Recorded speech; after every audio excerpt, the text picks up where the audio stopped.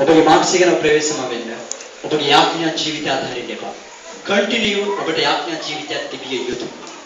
ඔබ කී දෙනෙක්ට මම කියන්නේ ඔබට තියනවාද කියලා මම අහලා ඔබගේ ඔසවන්න කියලා මම අනිත් අය ඒ ඉතින් මම සලස්වන්නේ. කී දෙනෙක් කැමතිද කන්ටිනියු යාඥා ජීවිතයක් ඔබගේ ජීවිතේ තියාගන්න.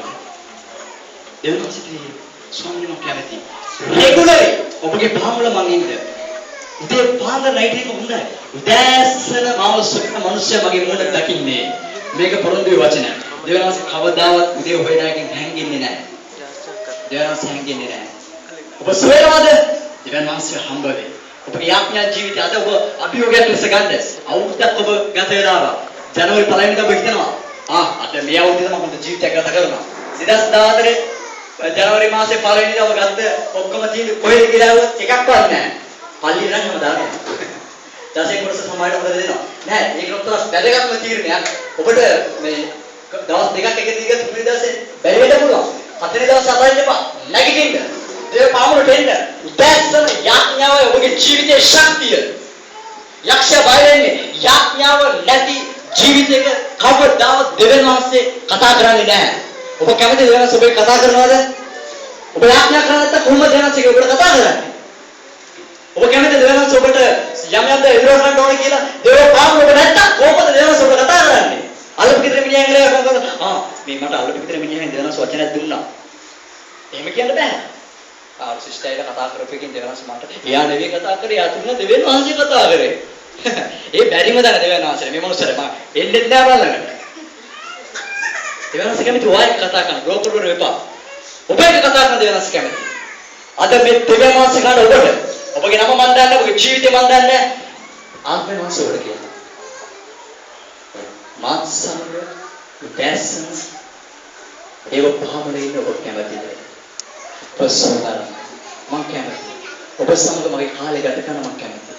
මට පොඩ්ඩක් කාලෙ පැය භාගයක් දෙන්න. at least පැය භාගයක් මට දෙන්න. හැමදාම සක්මන් කරන පස්සේම ඒ පැය භාගයේ විශේෂයි.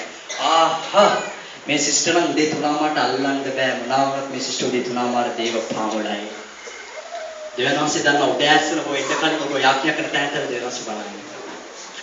උදේ නයිට් එක දේව ප්‍රොසෙස් එක ඔබ දැන. මොනවත් ගන්නද සමහරට උදේ නයිට් එකම මේ වගේ පළවෙනි යාඥා පිළිවෙල තිබෙන්නේ මේවයි. යනවා උදේ නයිට් එක මොනවද නෑ ඇඳේ පොඩ්ඩක් ජම්ප් කරලා නැතුණා ඒ සිට් එක නවන්නේ නෑ අත් එක දාලා හදිසියෙන් නෑ හිතුවන් ඇවිල්ලා ඒක ගත්තා.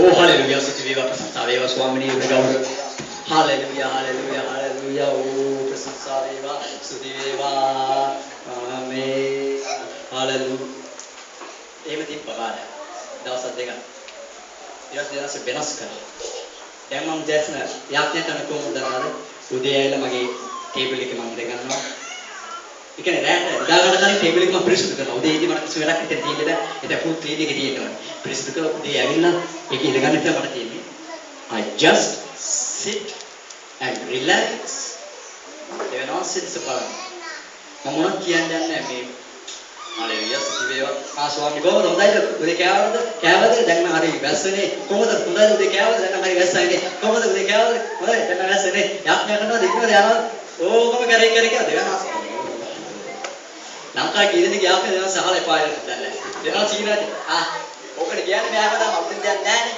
පොඩ වටක් ගාලා එන්න කියලා කියන්නේ පොඩ රිලැක්ස් අදිසිනේ බා රිලැක්ස් දේපම රිලැක්ස් නිශ්චල සිට මා දෙවි බව දැනගන්න එක දෙවනස කියනවා just relax and just praise him ටිකලක් ඔබට ඔබගේ හදවතේ ඇත්තටම ඔබට කියන්න ඕන දේ ඔබට දැනෙන මම පෙරේද මට කියන්න හිතුන දෙයක් අනේ ස්වාමිනේ මට කාලෙට කලින් ලැප්ටොප් එකක් තිබ්බේ නැහැ දැන් මට ලැප්ටොප් එකක් තියෙනවා ප්‍රස්තුතියි කාලෙට කලින් මට ඉන්න තැනක්වත් නැතුව මම එහිම ගියේ දැන් උලියටනේ මට ඉන්න තැනක් දෙවනස දීලා තියෙනවා කාලෙට කලින් මට කියලා සේවයක් තිබ්බේ නැහැ දැන් දෙවනසම සේවයක් දරොසස් කරලා තියෙනවා wow thank you අවස්ථා ගොඩක් තියෙනවා ඒත් මට මේක හිතිලා මට හිතුණා wow මම කොච්චර හොඳ තැනක මම ඉන්නවද ඔබ දෙනා සේවකයන්ට කියලා තියෙනවා ඔබට ස්තුති කරන්න අවශ්‍ය නැහැ මෙන්න මේකයි රිලේෂන්ෂිප් හඳුනා ගැනීම කියන්නේ මොකද්ද කියන කෝල් කරලා රිප්ලේස් කියන්නේ නැද්ද ඊට වඩා වා කැමති අන්න හඳුනා ගැනීම ප්‍රතිව කැමති හඳුනා ගැනීම දෙවනන්සේ කියලා ස්වාමී මට මේ උදෑසන කරුණාව දෙන්න ස්වාමිනේ. මගේ ජොබ් එක ආශිර්වාද කරන්න ස්වාමිනේ.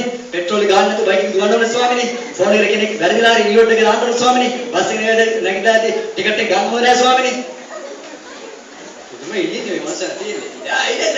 දෙන්න. හාව් කොහොමද ස්වාමිනේ උදෑසන? අන්න හොඳින් ඉන්නේ. ඔන්න හඳුනා ගැනීම. මං කියන්නේ කොච්චර දුරට තේරුණාද කියලා මට දන්නේ නැහැ. ඒත් මන් දන්න එකක් ඔබ තේරුම් ගත්තා. යාඥාව කියන්නේ ඉල්ලන දේ නෙවෙයි. දේව පාමුල ඔබ ඉන්නේ නැහැ. ගීතිකාවක් කියන්න පුළුවන්. ඔබට දන්න නැත්නම් පැයක් ගෙවන්න. බයිබලෙ පෙරලා ඔබ එදිනෙදා පෝෂණ එක කියවන්න. කාලයක් ඇද්දි ඔබන් බයිබලෙ කියලා ඉවර වෙලා ඇති. උදේ නැගිටලා යාඥා කරන දෙයක් නැද්ද? දේව පාමුල සුදාත්මයන්නේ මේ වචනේ මට කතා කරන්න කියලා කන්ටිනියු කියවන්න. ඔබ දිගන්න එකපාරට දැස් දේවාලා.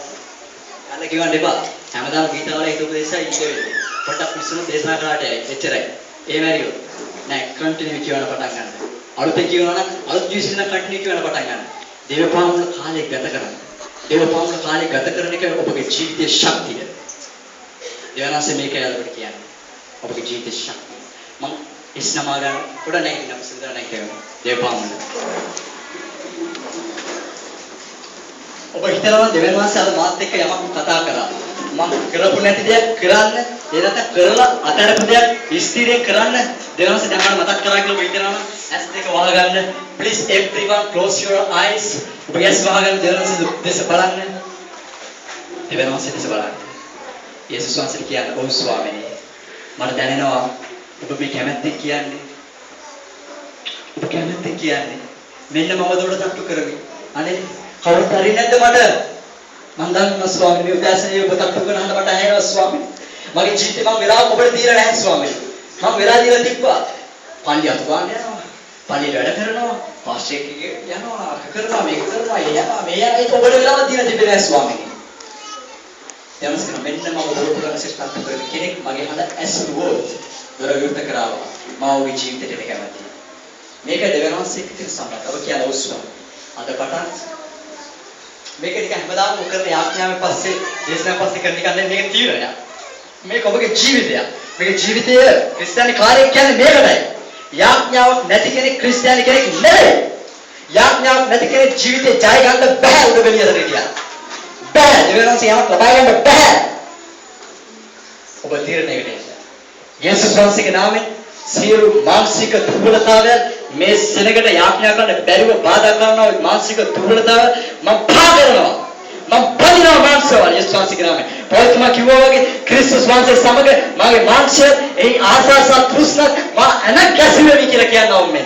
මේ සියලු දෙනා මේක ප්‍රකාශ කර තමගේ මාංශය ක්‍රිස්තුස් වහන්සේ සමග කුරුසිය අනගසා ජීවමාන ආත්මික ජීවිතයක් ගත කරන පිණිස මේ හැම දෙයකටම ඒ බලය, ඒ ජවය, ඒ යාඥාවේ ආත්මීය බලගුරු වෙනවා ස්වාමීනි. මේ දැන් ඉල්ලනව අයට ස්වාමීනි පිපාසයෙන් ඉල්ලනව අයට මේ දැන් යාඥාවේ ආත්මයන්ණි කෙසේද යාඥා කළ යුත්තේ කියලා නොදැන ඉල්ලීම් කරනව අයට ඔවුන් වෙන්නේ යාඥා කරන සුද්ධාත්මයන්ණි මේ දැන් ඔහුගේ ජීවිත තුළ පැමිණීම වෙනවා.